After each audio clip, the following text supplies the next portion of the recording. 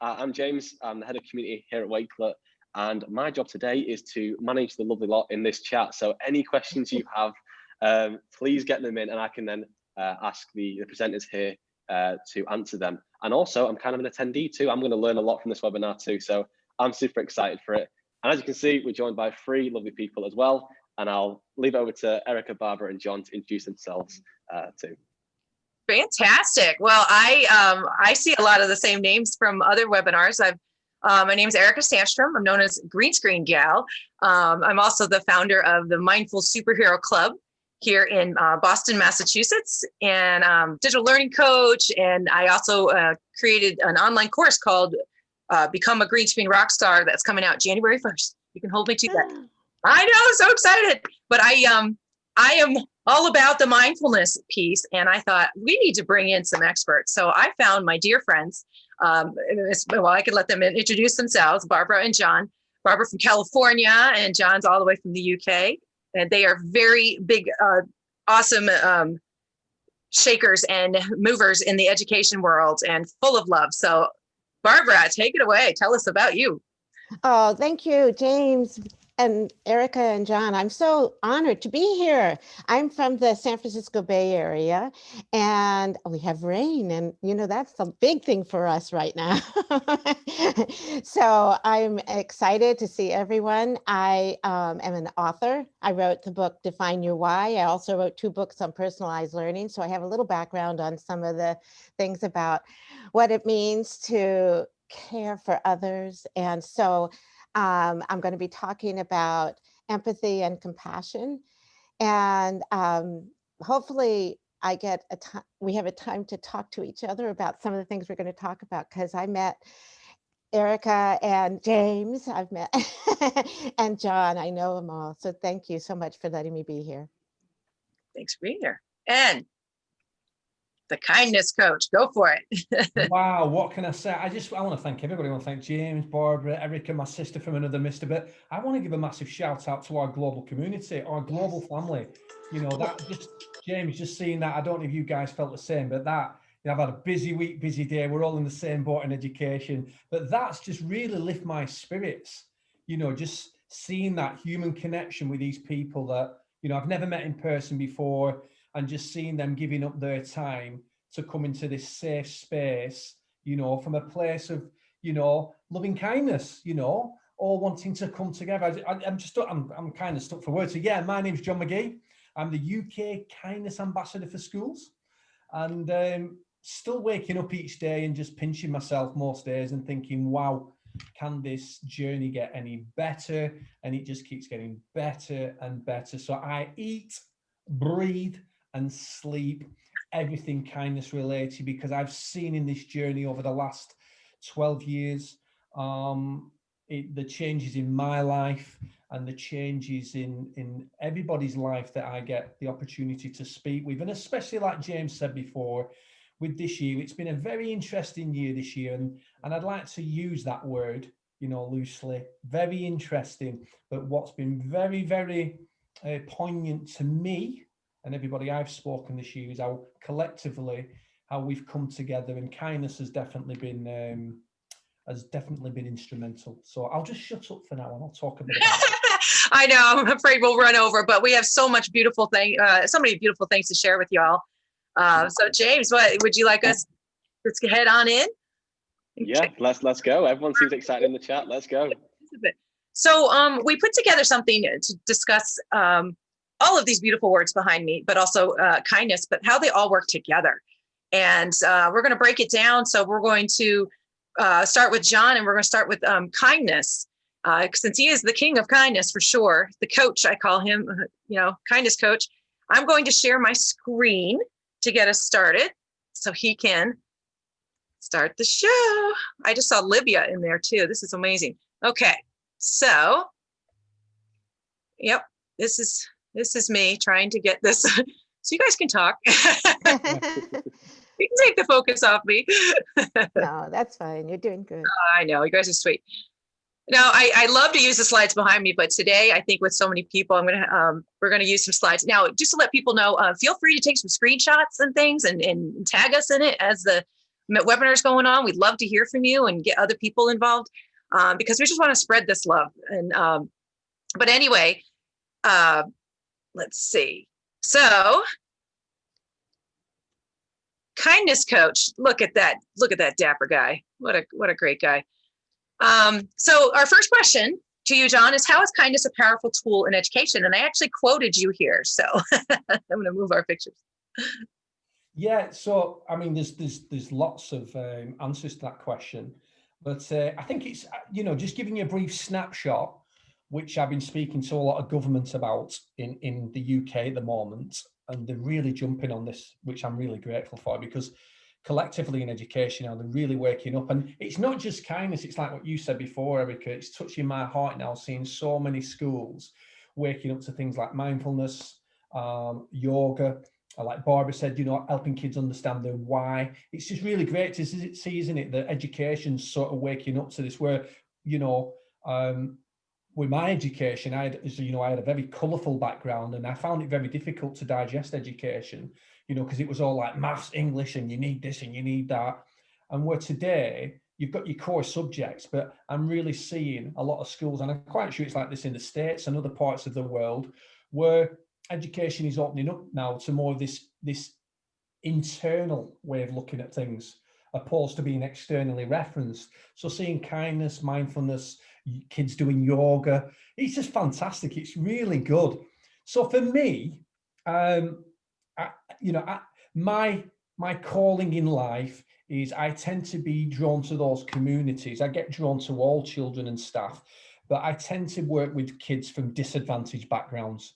So very, very colourful backgrounds. They're born into cycles of social deprivation. And there's a lot of learned behaviour, and some of that behaviour sometimes can be very violent, a lot of aggression, a lot of where they're not thinking of the consequences of their actions. And so what I cast out the net, and when I engage with these kids, whether it's about public speaking or running workshops, is what I do. I have an ace up my sleeve. And what that ace up my sleeve is oxytocin. So they don't learn this for quite a bit, but it's like the magician. The magician doesn't just show you the trick, does he? Else there's no fun in it. There's no fun in it. And what the children start to learn is the power of this chemical that's in our body that has so many healing properties. And the opening line I always use is, there is no way to happiness. Happiness is the way. So for me, my way was I found kindness. Don't get me wrong, I still have my days, don't we all? But for me, being kind to myself, taking care of myself, and being kind to others, and to our beautiful, benevolent Mother Earth, it's what you do comes back to you. And the kids start to learn it. Oh, sorry about that. I didn't mean to cut you off, honey. Do you want to finish your sentence? No, you're fine. You're fine. So some of the activities that the children do. So as you know, building up to that, 2 years ago, working with a film company. I've still got a film company following me around at the moment, independent filmmaker. We're back out filming hopefully next year. How that documentary work's going to go, I don't know, but I'm just going with the flow. But one of the things that was just a beautiful thing that happened was, although we pitched something to the BBC and a couple of other film companies, it just didn't come off at that time. But I created this really good relationship with the filmmakers. So that's when we came up with the idea to film the kindness resources, showing children acting out, how they perceived what kindness they could do inside the classroom and outside the classroom. And that's what happened with the 30-day challenge. It was an opportunity to let that be the foundation where the children could try that 30 days and then experience the release of oxytocin themselves and self-management, and then the psychological and emotional well-being they received on taking ownership of their own choices, really. And it just keeps growing and growing. And what's happening in the UK, and I know this is happening in America now, is schools that take on the 30-day challenge, they're starting to make it their own. So that's the start, is the 30 days. And then the school, because every school's got its own different needs, they start to build on that. With this slide, what happened with this slide when COVID kicked in, I just wanted to give something back to the community. So I'd had lots of children asking me to set up a YouTube channel. So we did this 30-day challenge where families, kids, because I was really, really mindful of children's mental health, you know, being in the house all the time, being away from their friends at school.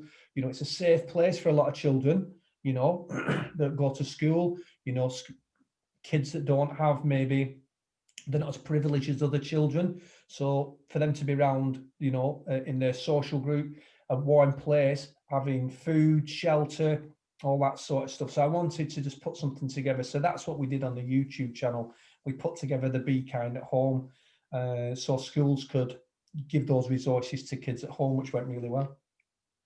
I had to tell everybody that don't worry if you don't get this website above me for this slideshow. It will be on my Wakelet, and also I'm sure Wakelet will send it out with all of these slides and all the resources. His YouTube channel, please subscribe to it. It's amazing, and you're so much fun. I literally go to your channel to cheer myself up.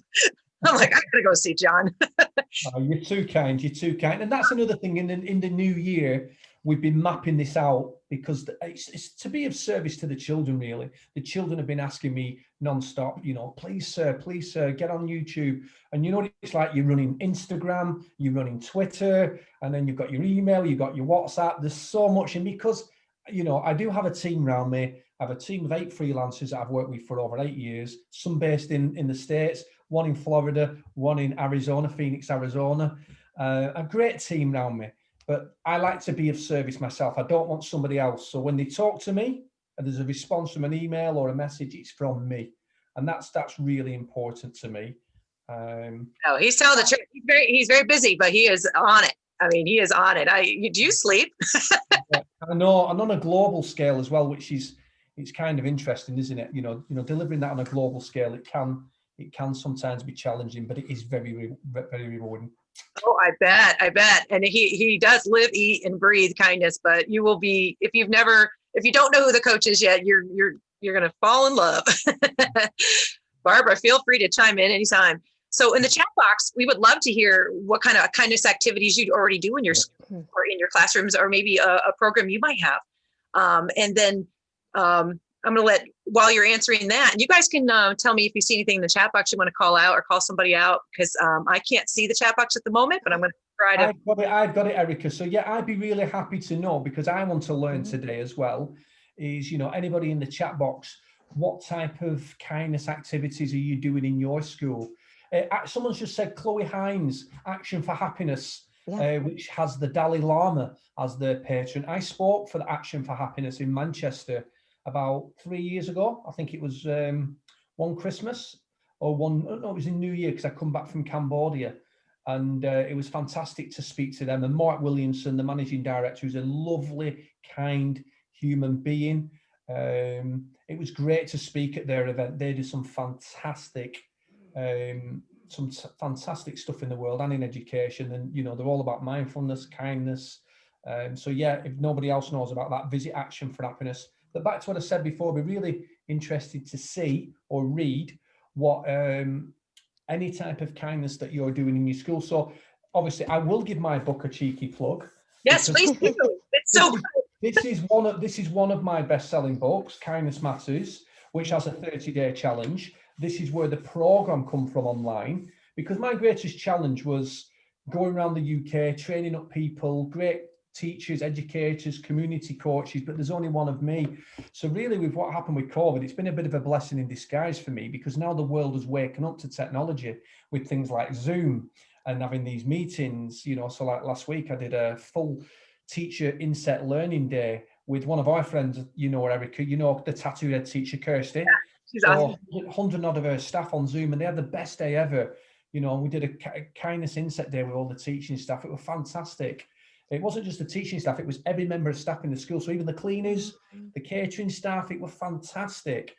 But what's happened is back to the 30-day challenge is if you're looking at every great religious book, whether it's the Bible, the Quran, you know, the Bhagavad Gita, Buddhism, you'll find all these ancient texts talk about being of service to others.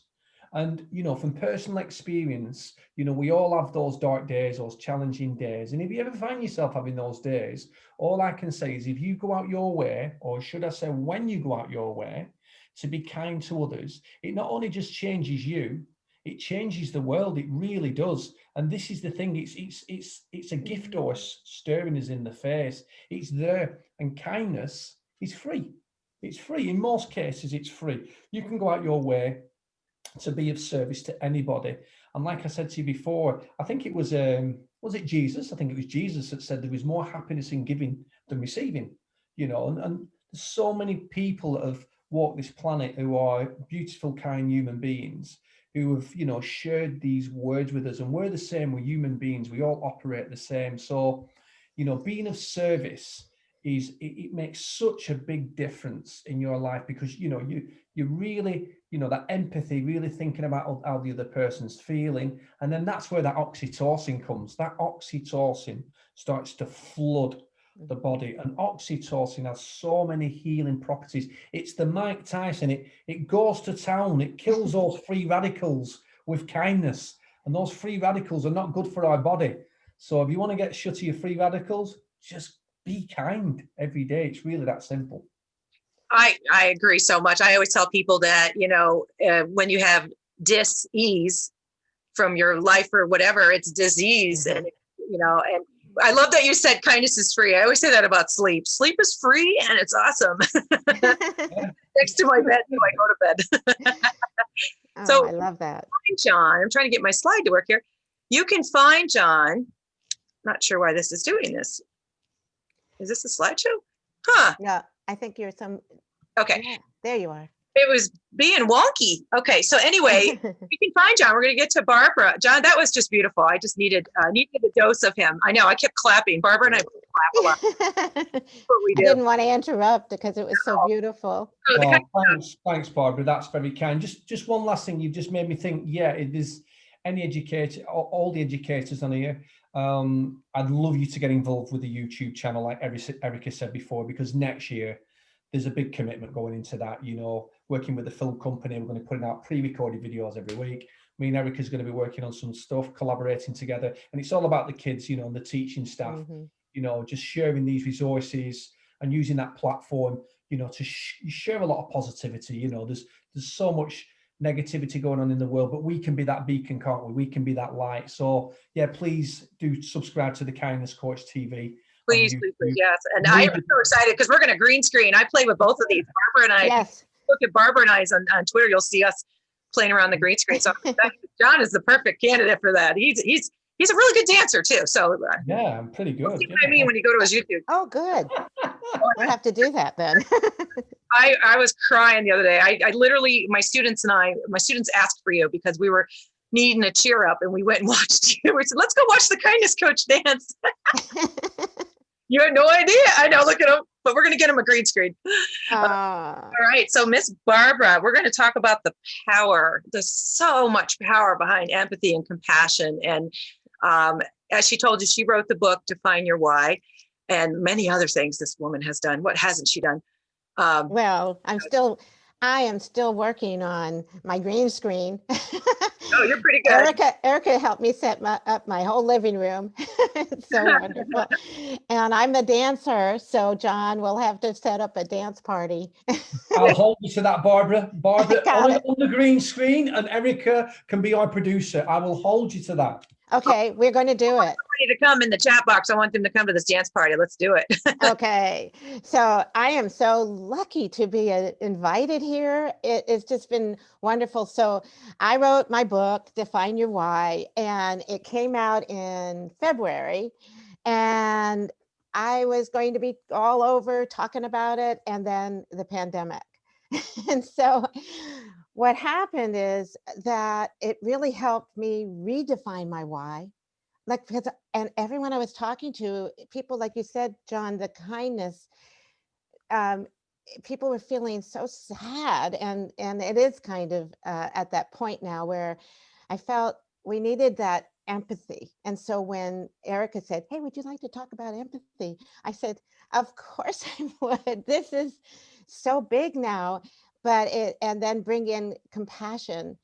So one of the reasons why I wrote my book is I have a podcast, and on that podcast, people have shared so many stories of their struggles and how they got through things. And so now I'm doing more of the podcast around kindness. We got to bring you on, John. And what they've told me is that they've all struggled in some way, and that helped them see the value of what they have, and those stories have helped them find themselves. So let's go to the next slide. Okay. So empathy, that's that idea of putting yourself in someone else's shoes so you can really understand what they're going through, and understand their feelings and really listen to them. But I want to have you go to the next slide. Mm-hmm. And remember, everybody, you'll be able to get these slides also. It's the different types of empathy. So I have in my book, chapter 7 is all about empathy. And I found this from Daniel Goleman and Paul Ekman as the 3 types of empathy. There's that cognitive empathy where you kind of understand how they're thinking and you're listening, but you're just trying to understand what they're saying.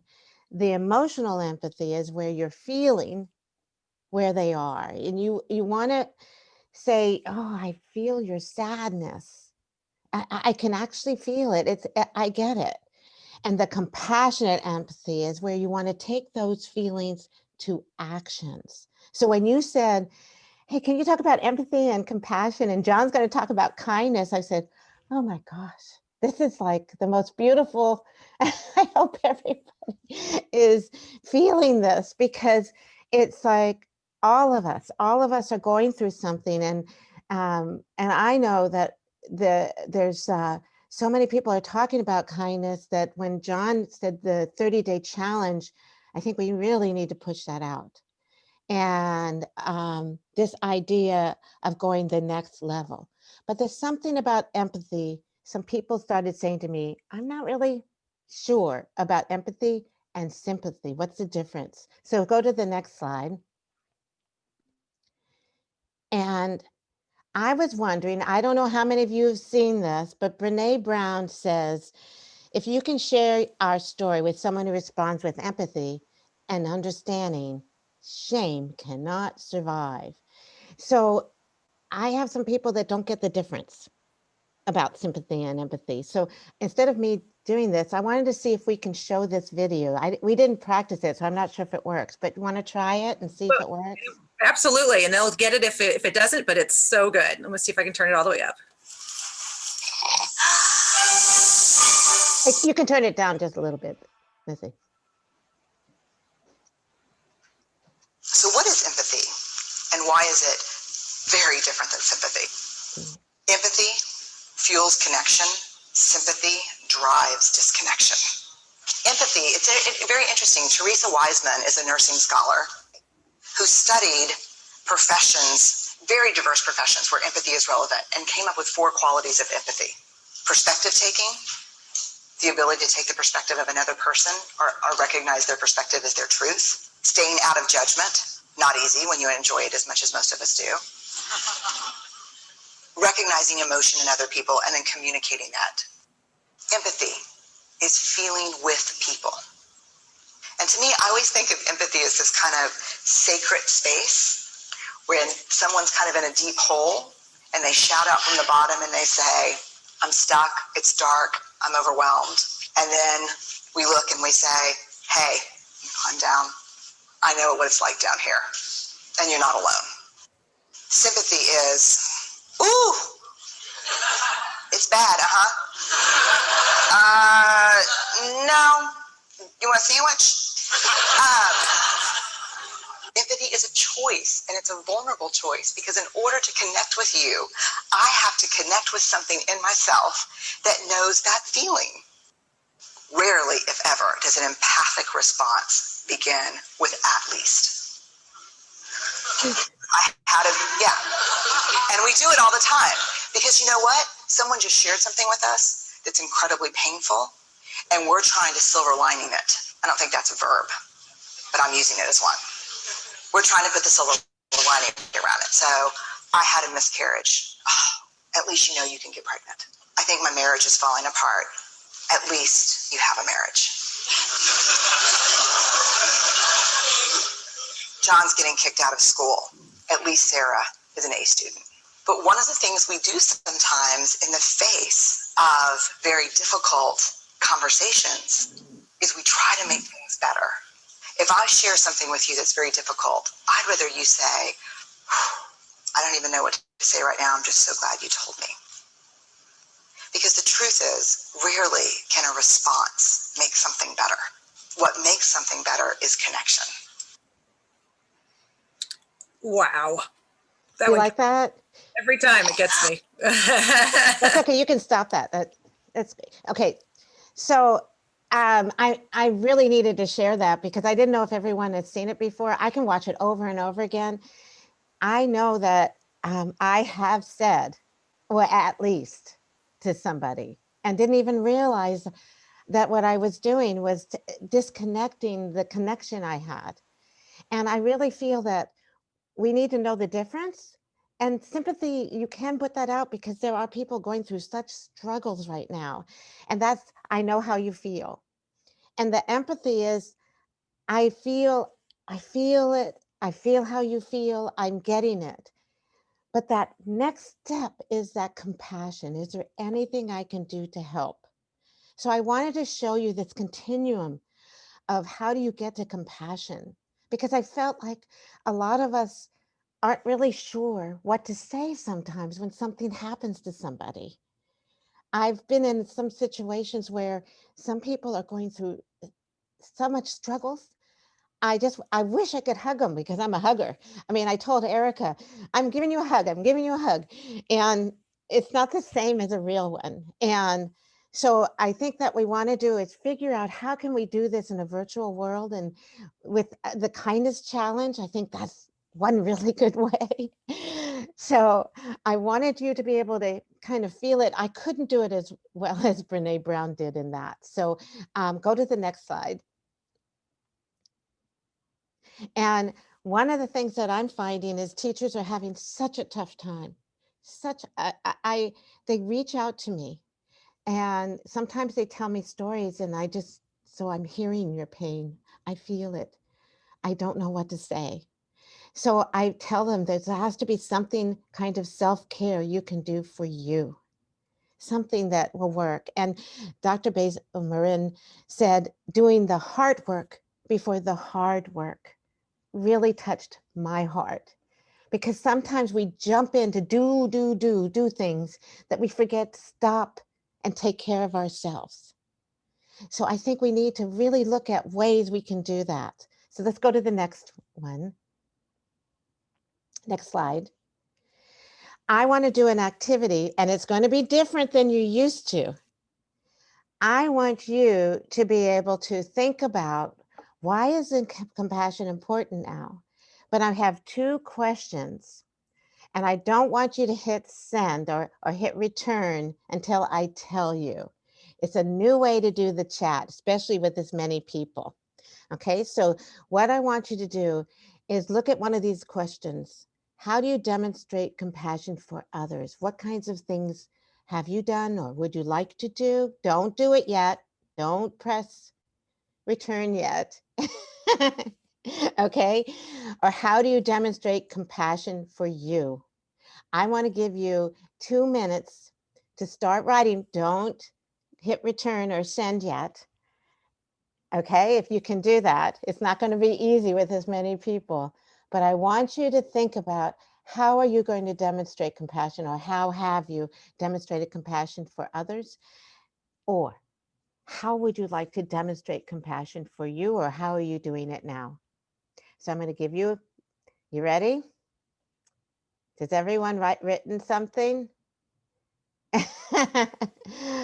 Okay, everyone hit return or send right now. Keep going. What's really cool, when you do that, it doesn't go scrolling as fast. It all comes out and we can kind of look at it. And keep doing it.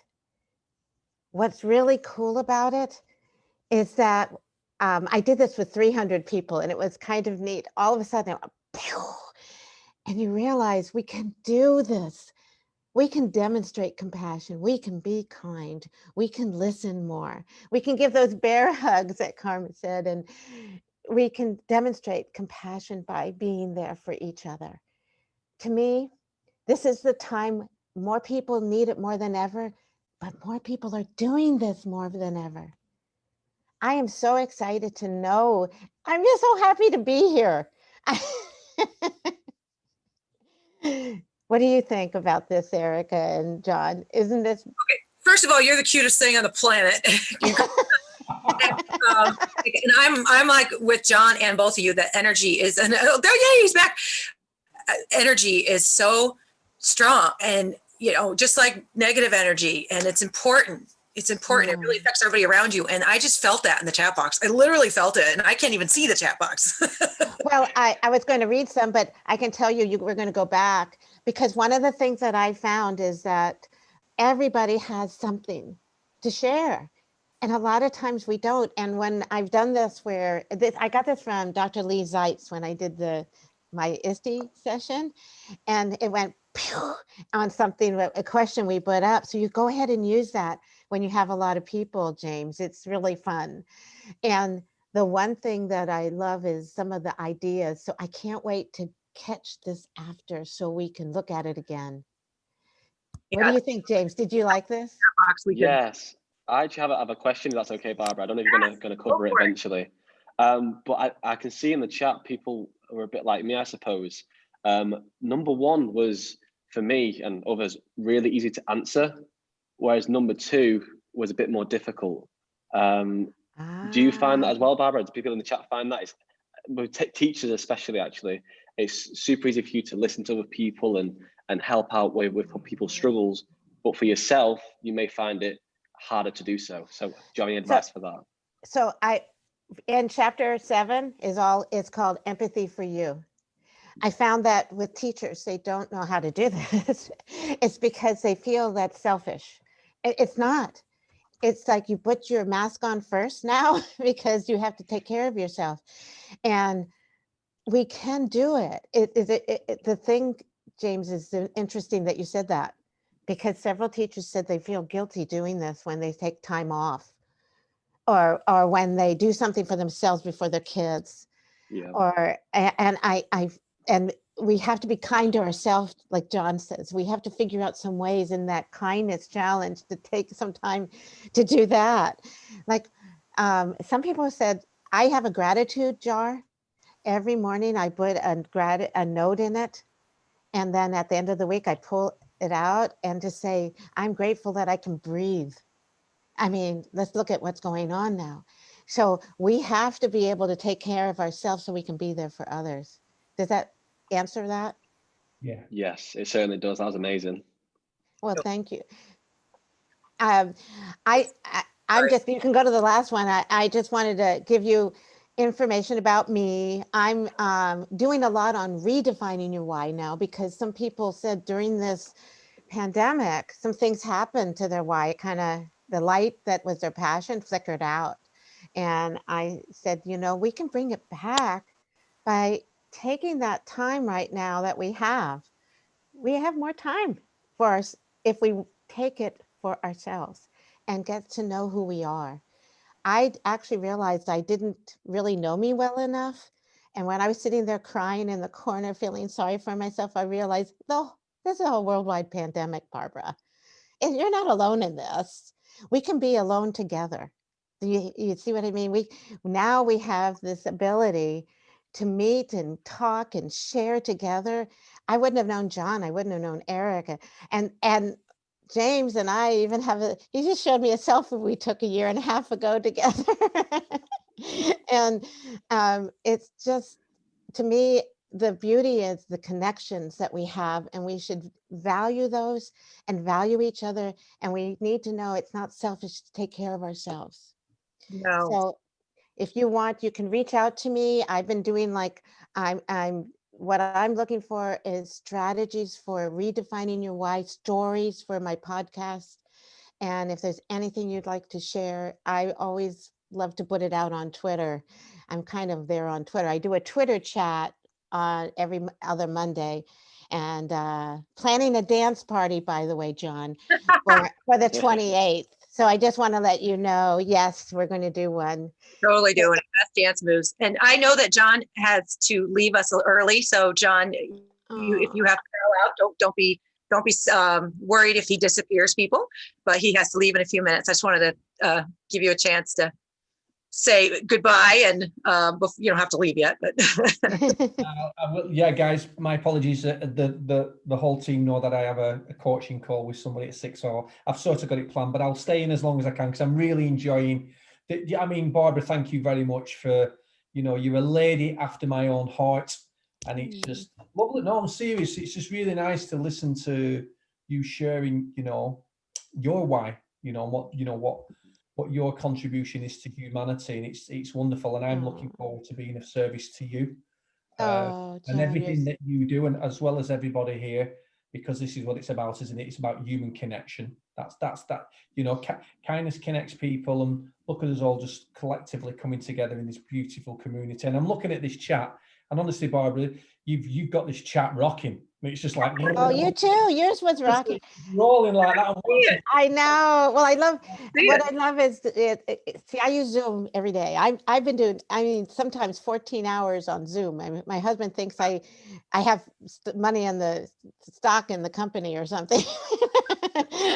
But one of the other things I just wanted to add is my book, Define Your Why, is all about the stories. So what I found is the stories, finding out the stories about people.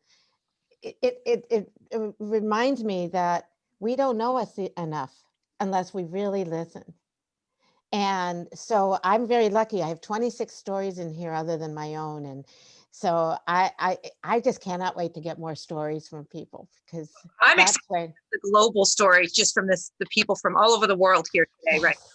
That's what's so cool. They all get to know Barbara Bray and John and what you do for people. And I love what you said too about we feel selfish, teachers.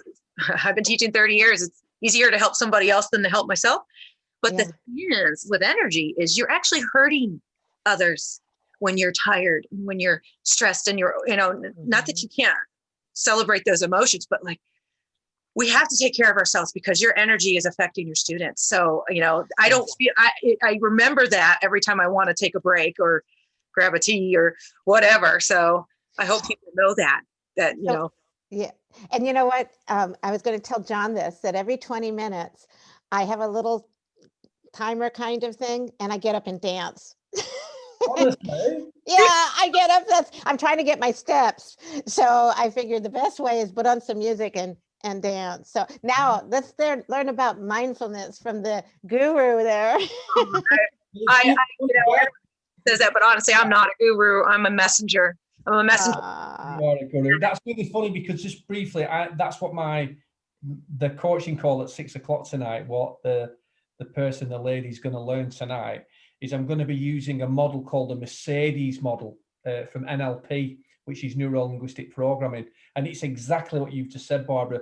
So there's 3 interplays between the model, and the last one is your external behavior. So when we change our body movement, it triggers the thought process, which in turn can change your emotions.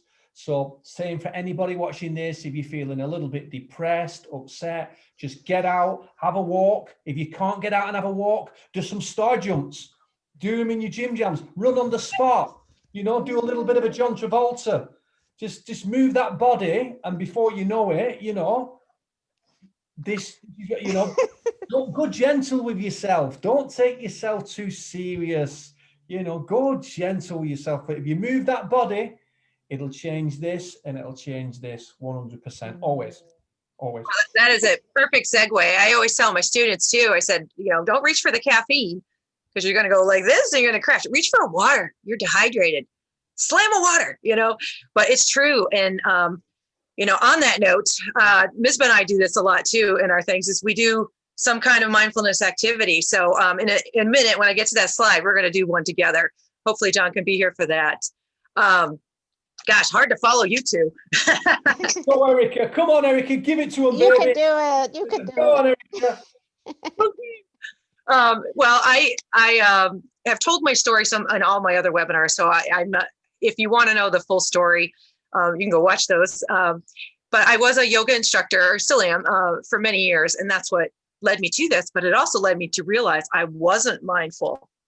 I was coaching. I was coaching. What was I coaching? I was teaching yoga. I was teaching all these fitness classes, and I was doing all these things. And I was doing what most of us do. We're in the hamster wheel, always thinking 6 weeks ahead of a time, and preaching all this. Oh, you should meditate, but I wasn't. So I had some things happen in my life, and I realized I needed to change, and that's what brought me to it. But the funny thing was, not to tell the whole story, but I was on a flight from Canada to Boston, just Toronto. It was only an hour and a half flight. I got bumped from the flight. Long story short, I ended up getting bumped with a very famous man who is one of the world leaders in mindfulness, Dr. Blaise Agrier. I never say his name right. So you can see this story elsewhere about how this happened, but basically it ended up being a full day of true mindfulness, getting bumped from all these flights, and ended up in different cities. And it was just it was so kismet, so meant to be. And he's actually my personal mentor. So that's why I feel like I know a lot. I've had a lot of training since then. And then he actually is friends with Oprah Winfrey. I mean, he's incredible. So please look him up. So quickly, mindfulness is the ability to stay in the present moment with whatever emotion you have, and without judging. And I love that, without judging, because, and not judging of yourself, but I think the best definition I read was in this book. This is one of the many books I've read about how if you feel anxious or worried about something that hasn't happened, you're living in the future. And if you're depressed, sad, anxious, depressed, sad, regretful, shame, guilt, all those horrible low emotions, you're in the past and you're missing the present moment. And we all do it. I do it every day. I have a quote in my car that says, mindfulness isn't hard. You just have to remember to do it. It's literally on my dashboard. And it's just being able to be in the present moment and to use your 5 senses and to not have reactions versus responses. So there's a full mindfulness training that I've done for my district and for Wakelet. So this is all going to be in the slideshow for you, and this thing above me as well. So you can go check that out and do the whole thing. But the science behind it, Dr. Kerbal, he's here today. Actually, he literally texted me, I think it was yesterday, about tying all 3 of these together. And he says, I was doing some thinking, Erika. Developing empathy, kindness, and compassion helps kids to develop a greater understanding of themselves and others. With that self-confidence, they can muster courage and they can have true grit to overcome anything. And it's so true. It's so true. Thank you, Dr. Kerbal, for that. Great guy, famous in Peabody. But and how it ties into kindness. I know when I was on here with Eileen for the self-care mindfulness thing, she went over this whole loving kindness meditation.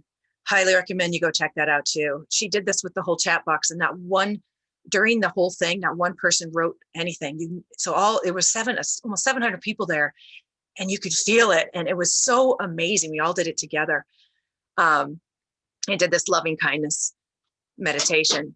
And then for everywhere you look about mindfulness, feelings of love and kindness, empathy and emotional intelligence, compassion for others. This was already in my mindfulness training from a couple of years ago, and it all goes together. And I'm going to explain my opinion about how mindfulness is a huge piece to this, because you kind of have to be mindful to know if kindness and empathy and those things are existent in your life already. So, and once again, increases your ability to care for others and yourself. I'm going quickly through these, but I love that everywhere I look about mindfulness, I see all the words of empathy, compassion, and kindness.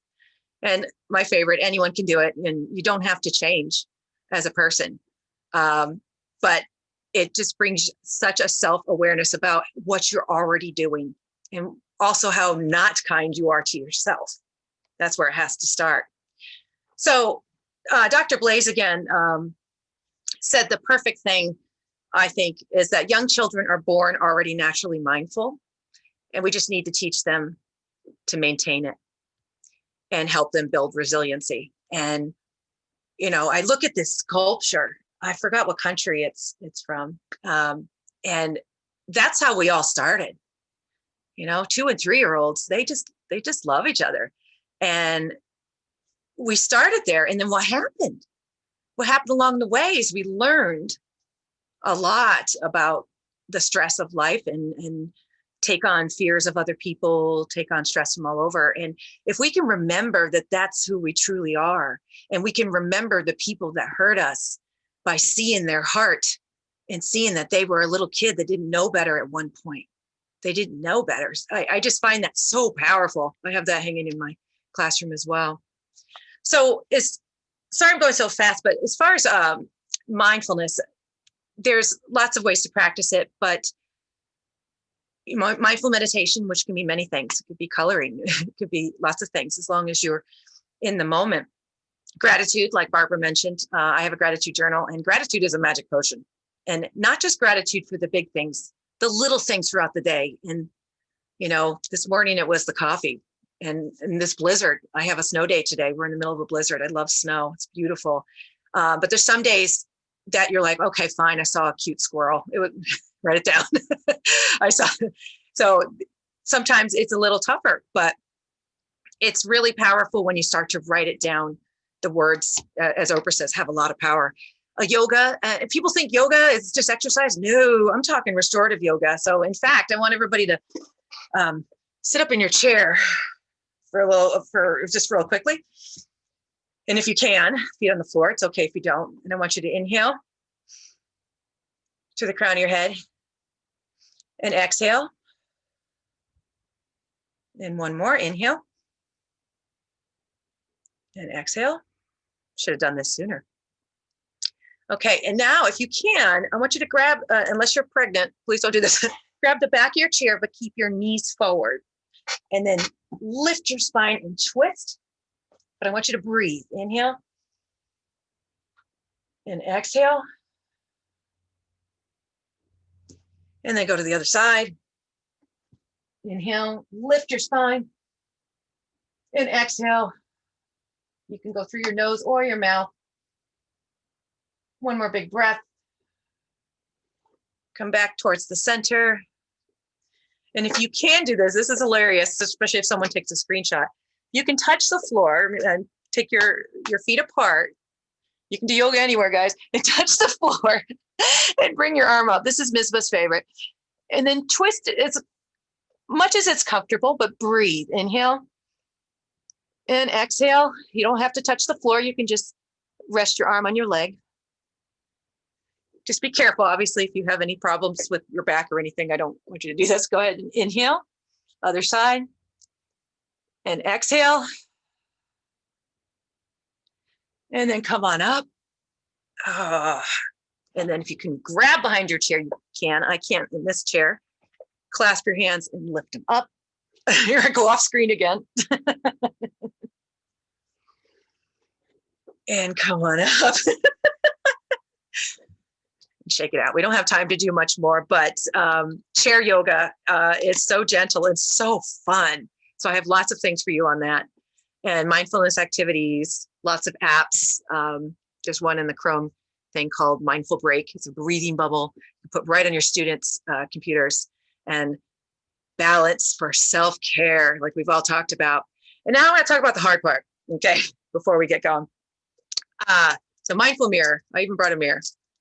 It's not fun, but it is powerful. And this is what I always think about mindfulness for everything, for social emotional learning, for empathy, for compassion, is you have to be mindful of who you are so you can practice these things. For example, the story of years ago, I was at I can't remember where it was, in Kansas City at a church where I went to college. And he asked everybody in the audience, he said, how many of you have opened the door for somebody and they didn't say thank you?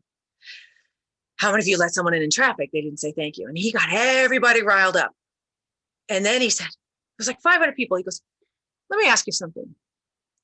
Why did you do it in the first place? Did you do it for a thank you? Did you do it for a thank you? He says, if you do, don't bother. And I was like, oh, because I was right in there with him. And I thought, oh my gosh, you're right, being unoffendable, because you don't know, maybe that person doesn't speak your language. Maybe that person just lost their dog. Maybe that person is having a really tough day. You don't know, but you don't do it for the thank you. So looking at those things about yourself, that's the mindful mirror. And if you're going to want someone to use I statements with you, are you using them? Are you saying the word, you did this, you? I'm just as guilty of all these things. I was this morning. So that mindful mirror in practicing those things is so powerful, because then you can practice compassion, kindness, and all those things. So my question for you is, how many of you, or how have you personally practiced more mindfulness during this global pandemic, whether it's, yoga or whatever? How have you personally done that? I'd love to hear. All right. And do you guys see anything in the chat box? Tell me, because I can't see it. So feel free to tell me anything you see. I can see a lot of exercise. So going back to running, yoga, and that's also, for me as well. It was running again, especially during the lockdown here in the UK. Going back to running, and even if I couldn't run, I was too tired. I just used to go out with my dog for a walk. That really helps for myself. It's so true. And for me, it's walking and stretching and breathing, because I forget sometimes to breathe. And having friends like Barbara too, she sends me virtual hugs. So checking in on people, because we're really good at helping other people, but she is definitely the best at that.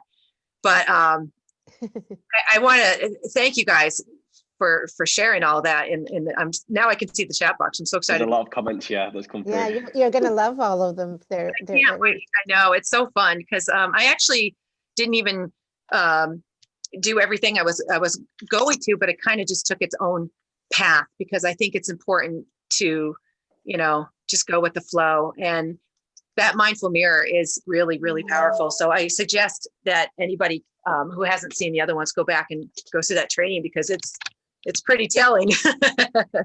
As far as finding me, greenscreengal.com. I would love, I'm not good at plugging myself. Oh, do it. I know. It's okay. It always gives me trouble. He's like, tell us about yourself, Erika. And because I really do want to share this message of mindfulness as much as I can and help people. But I am known as Green Screen Gal, and greenscreengal.com is, you can get some freebies there. And I do have an online course. You can hold me to it, people, coming out January 1st, maybe sooner. And if you sign up for my freebies and newsletter, I'll send you a coupon code, and it's going to teach you how to do all the shenanigans. You see, I do what I do on my Green Screen Gal Twitter page, Instagram, and all that. So, yeah, wonderful. I'm at with that right now. Okay, so questions. That was a lot. Yeah, there's a lot of questions come from Erika. One thing that I've noted in the chat from Elizabeth, she's kind of said she wishes there was a support group with all the people who've attended this chat, because in this chat alone, you can see so many people have shared how they feel, and a lot of people can relate, especially during this year. That'd be an amazing idea, and I think we can kind of try and explore that. I love that idea. I love that. I'm there. We'll make it in Wakelet for sure. We'll definitely. We'll have to exactly. Let's talk after, because just having each other and not being alone in this, because we are alone together, like Barbara said. It's so true. Yeah, well, especially now that we have this virtual world, it seems like more people are more comfortable with it.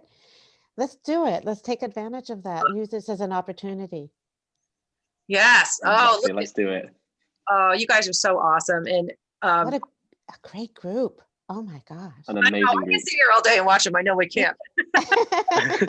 I have another question that's come through which I think is quite good. It came through, I think there's a few students in the chat as well who have joined. I love that. And then, so Battle, I noticed the last few questions, and also Andrea here said, what do you suggest as first step with students for mindfulness, compassion, and empathy, and showing that in the classroom? Can I start? No, go ahead. I'm going to do one is I always like to ask them, what's going on, and let's first build this community where everybody has a voice and they feel like they can talk, because a lot of times it's not just one question. It's like, let's know where you are now and what's happening, and then let's go from there. But I'd like to find out where they are.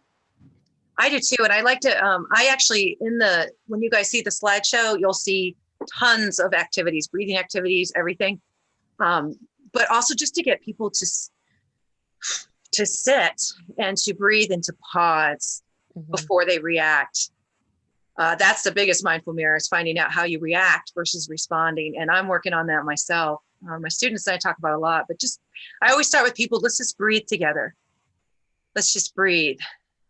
And then once they're in a place where they're, when you flip your lid and they're calmer, they sometimes can answer their own questions. But I don't know if that was the question though, where to start. Yeah, that was a good one. That was good, because I think we sometimes people just will say things and not really take the time to pause and think about it.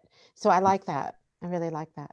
Yeah, no, that's amazing. There's a few of us in the Q&A box and the chat box as well. So should we go for one more and then we'll go from there? Yeah.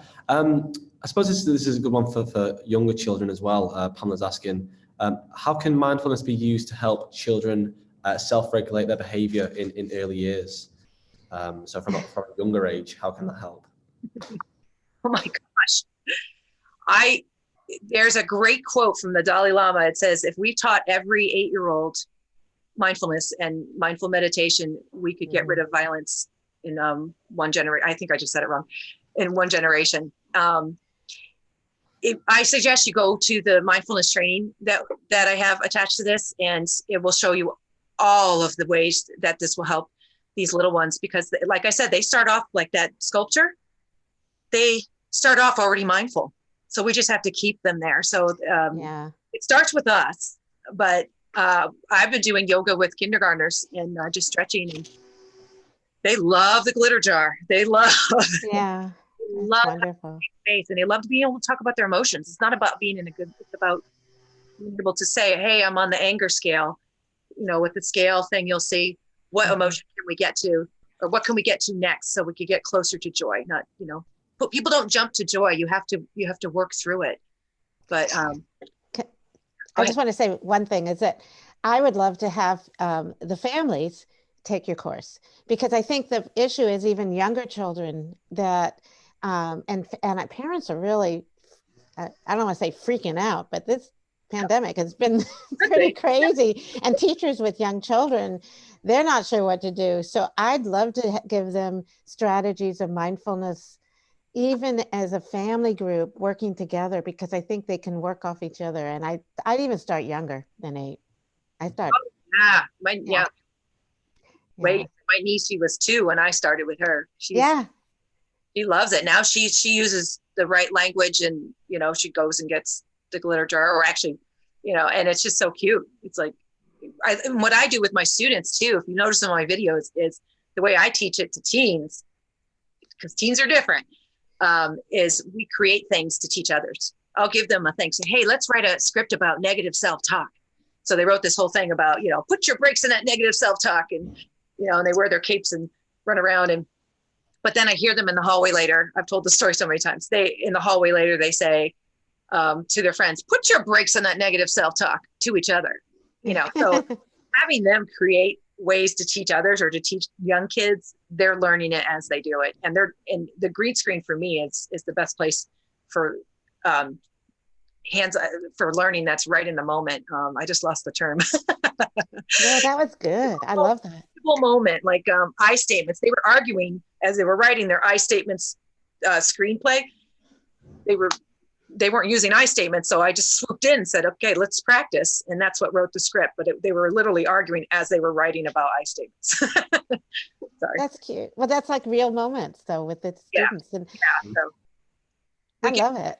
I give lots of ways in these trainings and in my videos, how you can definitely work with kids of all ages.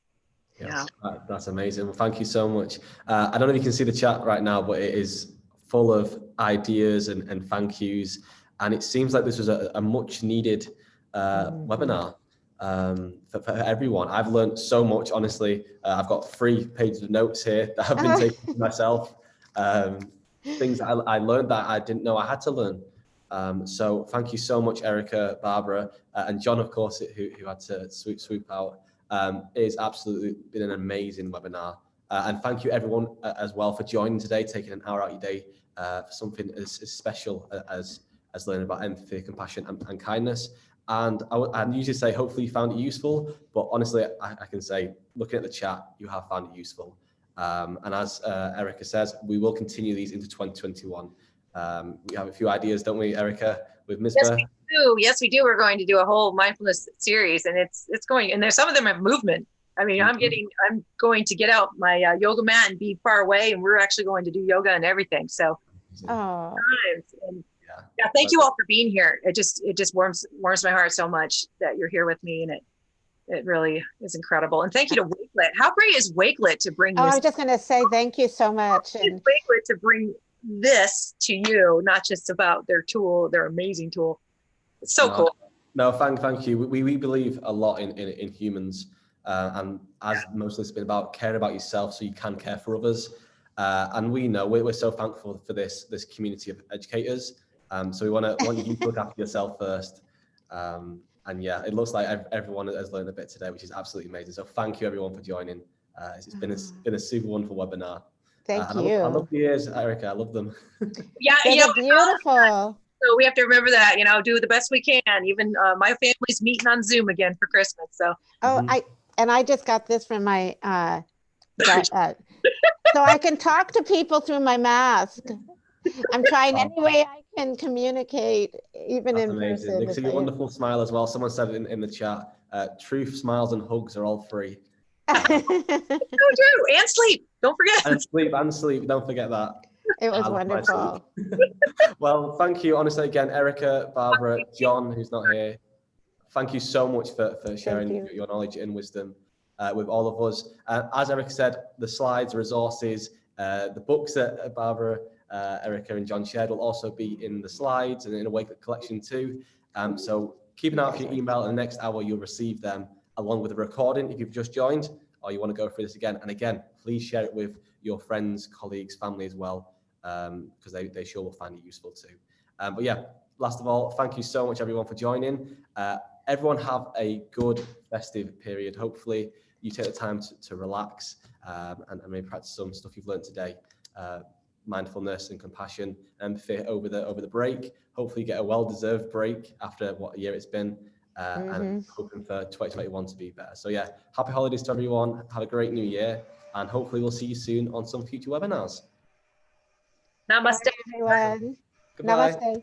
Bye, everyone.